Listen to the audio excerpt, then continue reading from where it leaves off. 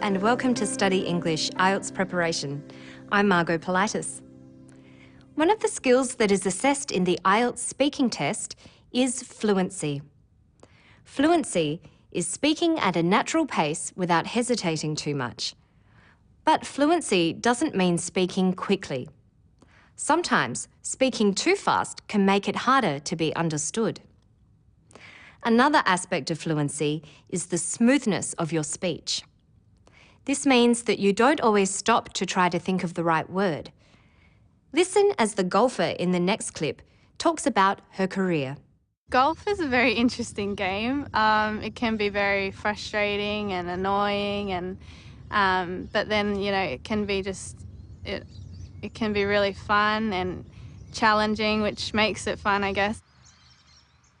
When I'm not competing, I try to practice every day for at least 6 hours. And if I play 18 holes, I'll still try and practice for another 3 or 4 hours. That's better. Mm-hmm.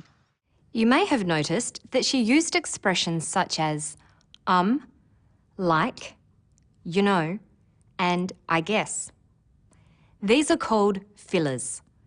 It's natural to use fillers, but be careful not to overuse them. Listen to her again. On top of that, I guess I have like workouts and gym workouts, and I try to do that 3 to 4 times a week. So pretty long hours. Not many people today. Mm-hmm. In January this year, I went to the Ladies European Tour qualifying school, and I managed to secure a conditional card for the season. So I decided to turn pro.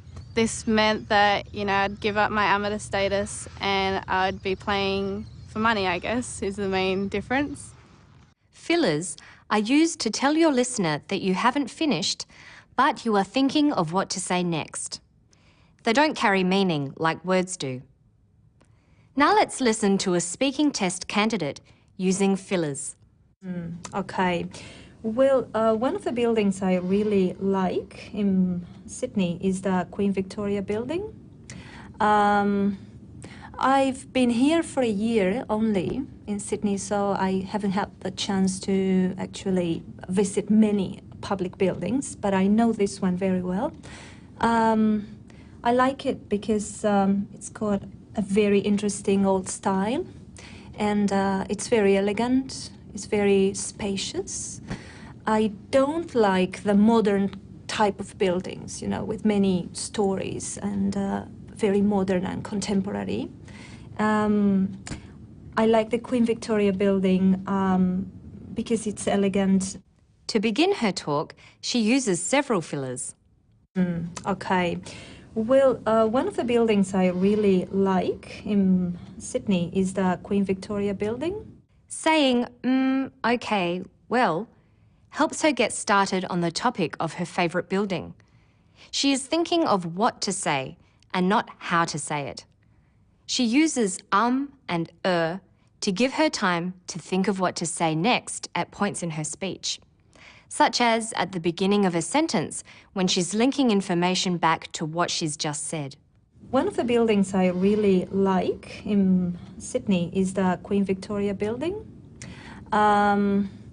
I've been here for a year only in Sydney.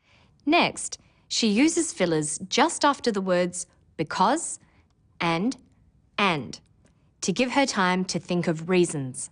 I like it because it's got a very interesting old style, and it's very elegant, it's very spacious.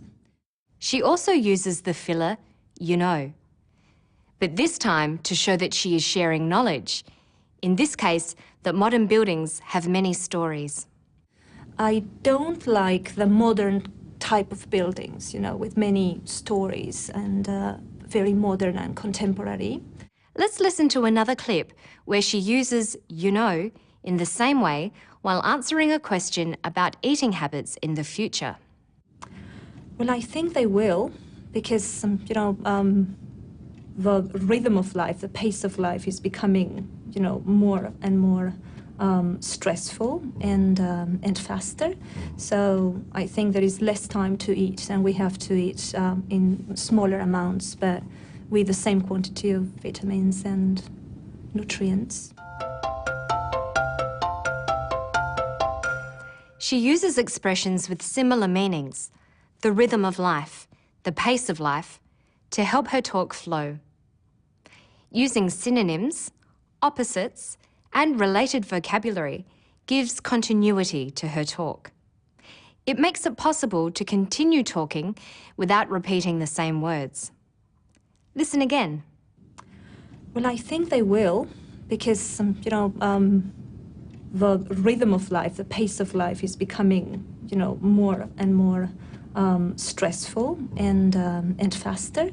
So I think there is less time to eat, and we have to eat in smaller amounts, but with the same quantity of vitamins and nutrients.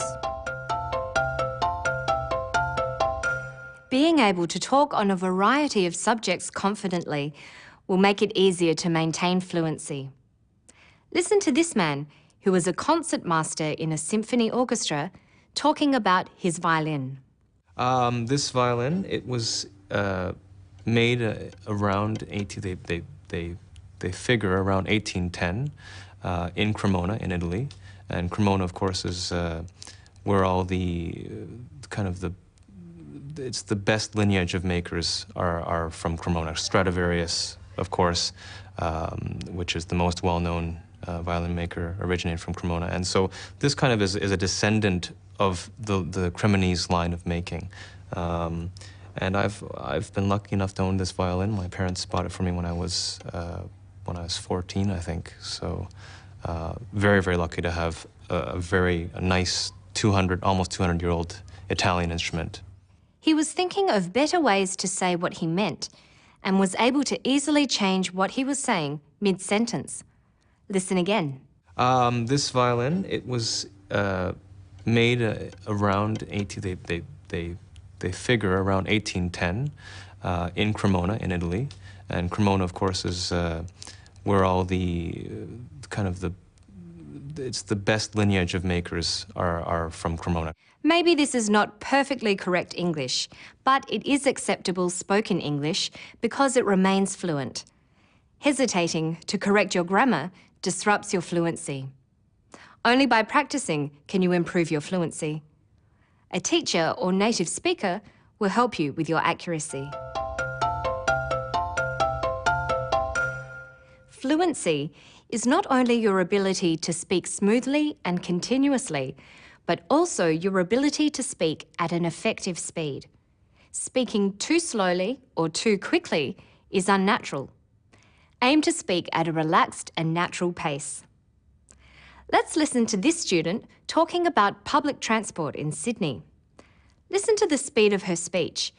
Does she speak too quickly, too slowly, or just right? It should be less expensive. I must say Sydney's transport is really expensive.